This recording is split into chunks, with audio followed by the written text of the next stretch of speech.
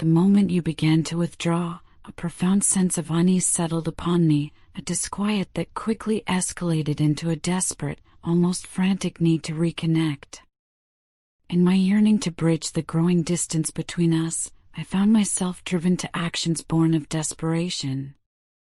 I attempted to reach you through the digital spaces where we once connected so easily, spaces that now echoed with your absence. I sought you on WhatsApp, hoping to find a familiar green light, a sign of your presence, but there was only emptiness. I navigated to your Facebook profile, a place that once held the vibrant tapestry of your life, only to be met with the stark reality of your departure. The task of articulating the sheer agony of being separated from you feels almost insurmountable, a challenge that stretches the very limits of language. Words seem to fail, to crumble under the weight of the emotions that press upon me. My mind's eye conjures images of what I had always envisioned our days to be, a seamless flow of shared laughter, intimate conversations, and those precious, quiet moments where our souls intertwined. I often find myself lost in daydreams, fantasies where I am lavishing you with a care and attention that I truly believe surpasses anything any other could offer. It is a vision painted with the brightest colors of devotion and tenderness. The concept of mutual care, of a love that flows in both directions, is something that resonates with me at the deepest level. It fills me with a sense of profound anticipation. I can almost feel the gentle touch of your hand, the soothing presence of your being, the way you would nurture me when I am weary or wounded. And I am so eager, so ready, to reciprocate that care, to return that tenderness in equal measure, to create a haven of love and support where we both can thrive. Your love, in its purest form, acts as a potent, healing balm, a soothing elixir that washes over my heart, reaching into the deepest recesses of my being and addressing wounds that have lingered for far too long. It is a balm that not only comforts but also transforms. Your very aura, the radiant positivity that emanates from you, and the captivating way you express yourself, whether it is through the melodious cadence of your voice, the infectious joy of your laughter, or the simple, yet profound, way you utter my name, all of these elements combine to create an overwhelming sense of well-being within me. They are a symphony of sensations that elevate my spirit and fill me with a sense of wholeness. To me, you are an irresistible charm, a magnet that draws me in with an almost supernatural force. Yet, this very magnetism is intertwined with a perplexing uncertainty. The timing of reaching out to you has become a source of constant internal debate. I find myself caught in a web of questions. Will you have the time to engage in a meaningful conversation? Will you even see my words? Will you respond to my calls and messages, or will they simply vanish into the digital ether? The fear of reliving past anxieties, those moments of being ignored, of being left unanswered and adrift, lingers in the shadows of my mind, casting a pall over my every attempt to connect. I am acutely aware of the delicate balance I must strike, the need to approach you with the utmost thoughtfulness and consideration. I recognize the immense challenge that lies before me, the challenge of presenting the very best version of myself, a self that is worthy of your time and attention. This prospect is both intimidating and alluring, a paradox that both excites and frightens me. It is intimidating because it requires me to confront my own imperfections, to acknowledge the areas where I fall short. But it is also alluring because it offers the possibility of growth, of self-improvement, of becoming the person I have always aspired to be, especially for you. There is another, a hidden narrative, a story of someone who, on the surface, appears indifferent, perhaps even cold. They wear a mask, a carefully constructed facade of detachment, projecting an image of a lack of affection towards you. But beneath this carefully crafted exterior lies a person who is quietly and profoundly grappling with the agony of your absence. They are caught in a silent storm of emotions, a tempest of longing and regret. Their love for you is not a shallow affection, it is a deep, abiding passion that reaches depths they find challenging, even terrifying, to articulate directly to you. It is a love that consumes them, a fire that burns within their soul. In the solitude of their thoughts, in the quiet hours when the world is still, they compose entire messages, pouring out the sentiments they so desperately want to share with you. They craft eloquent phrases, weaving together words of love, admiration, and regret. Yet, these messages, these heartfelt expressions of their inner world, remain unsent, trapped within the confines of their digital devices. They are deleted, erased, lost forever in the abyss of unspoken words. The fear that your silence, or worse, a dismissive or indifferent response, would be a devastating blow to their heart, a wound that would run deep and take a long time to heal, and a significant dent in their self-assurance, looms large in their mind. It is a fear that paralyzes them, that holds them captive in a cage of their own making. A pervasive fear, a creeping dread, envelopes them, a fear that gnaws at their peace of mind, that steals away their sleep, and that casts a long shadow over their waking hours. They are, in fact, obsessed with you, their thoughts constantly circling back to you, their love extending far beyond what they are willing, or perhaps even able, to admit openly, even to themselves. In the digital realm, they maintain a vigilant, almost obsessive, watch over your social media presence. This is not born out of any desire for intrusion or control, but rather out of an irresistible, magnetic attraction that holds them captive, a pull that they are powerless to resist.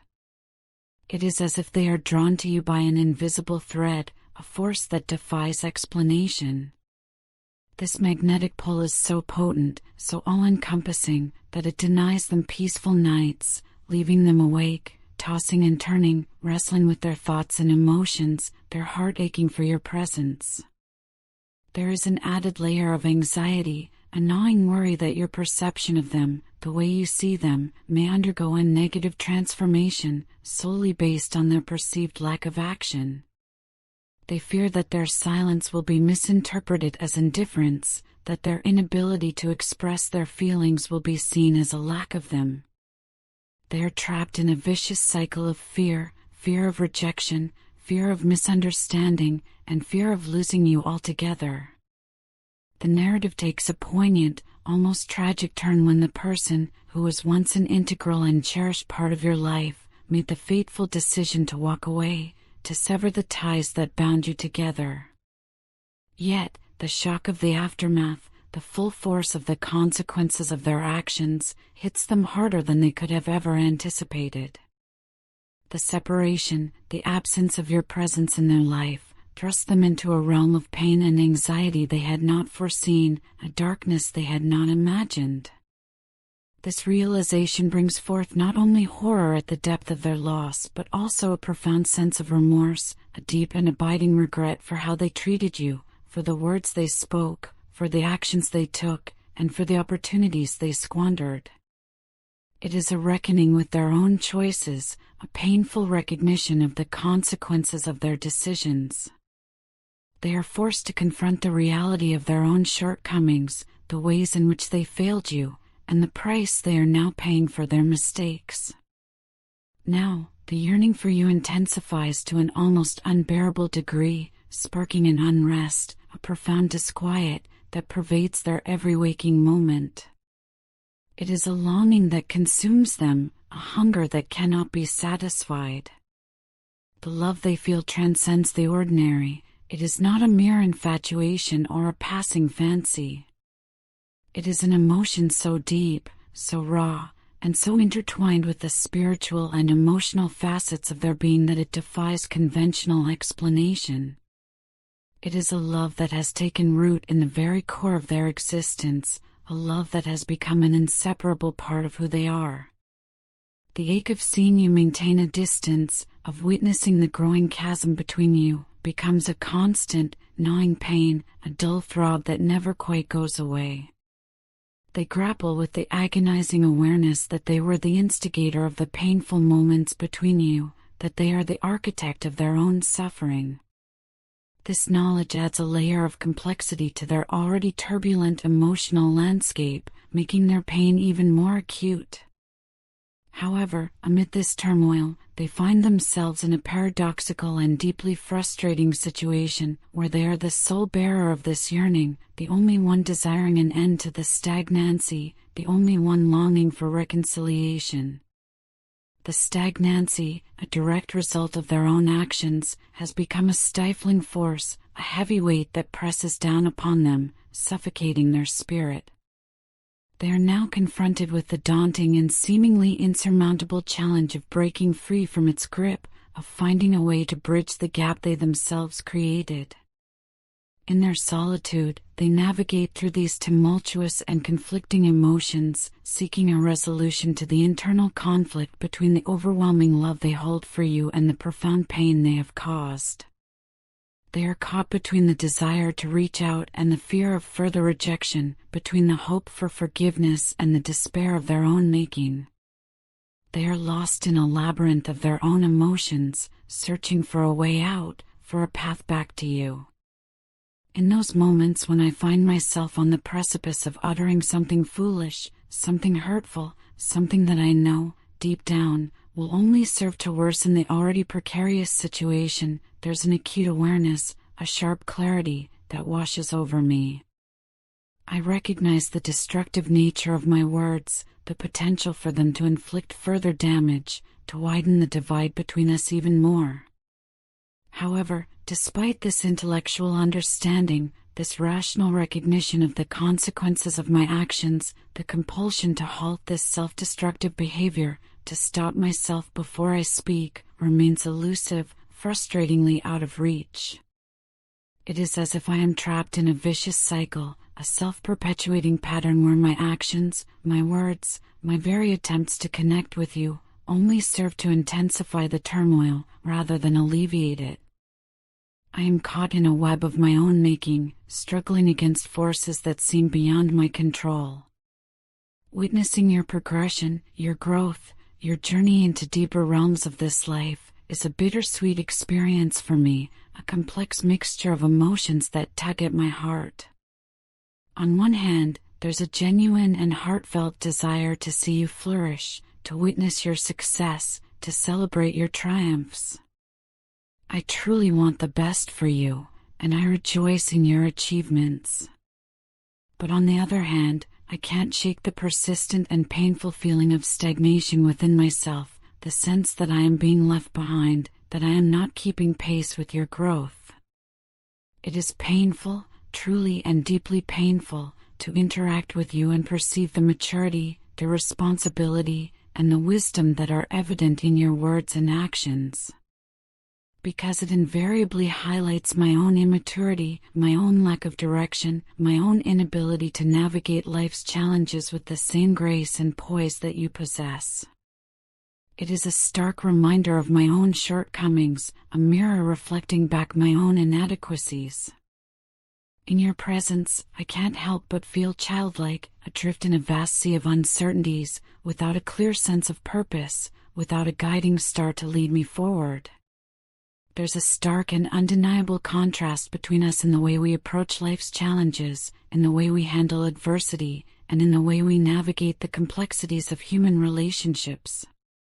While you have seemingly mastered the art of navigating through life with levity, with a lightness of being, and with a sense of inner peace, I find myself consistently projecting an aura of intensity, insecurity, and worry. I am weighed down by the burdens of my own anxieties, trapped in a cycle of negativity. Your ability to take things lightly, to find joy in the simple moments, to maintain a sense of perspective, stands in stark contrast to my tendency to approach situations with a seriousness that borders on the overwhelming, a gravity that can be crippling. This contrast becomes even more pronounced, even more painful, when I am in your presence. In those moments, I feel not only childlike, but also lacking in the very qualities that you embody so effortlessly: maturity, responsibility, and a certain level of carefree confidence.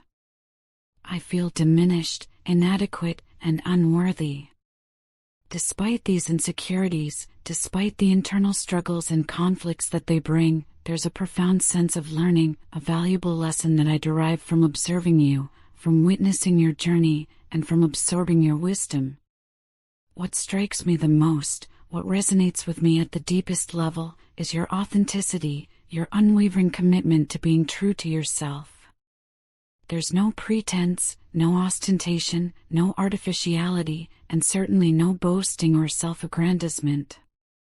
You are simply, and beautifully, yourself. It is as if you have found a way to navigate through life's challenges with an unwavering strength, a serene beauty that radiates from within, an unshakable confidence that is both inspiring and humbling, and a fearless attitude that allows you to face adversity head-on. This is particularly remarkable and deeply admirable, considering the tumultuous challenges you have faced on your own journey, the obstacles you have overcome, and the trials you have endured. Your strength serves as a powerful lesson, a constant reminder that life, in its essence, offers only two fundamental choices, two paths that diverge before us. On one hand, there's the option of succumbing to victimhood, of dwelling on the pain, the struggle, and the sadness that inevitably come our way, of allowing ourselves to be defined by our suffering. It is the path of resignation, of despair, of allowing our wounds to fester and consume us. On the other hand, there's the alternative, the path of resilience, the choice to embrace healing, to rise from the ashes of our past, and to start anew, to forge a new path forward. It is the path of hope, of courage, and of transformation. The simplicity of this dichotomy is profound, and it underscores the transformative power of resilience, the ability to bounce back from adversity, and the importance of self-reflection, the willingness to learn from our experiences and to grow as individuals. As I navigate my own journey, my own path of self-discovery and growth, my learning takes on a unique and sometimes painful trajectory. The emotions I grapple with, though genuine and deeply felt, sometimes manifest as envy. It is a complex and often misunderstood emotion, one that can be easily misinterpreted.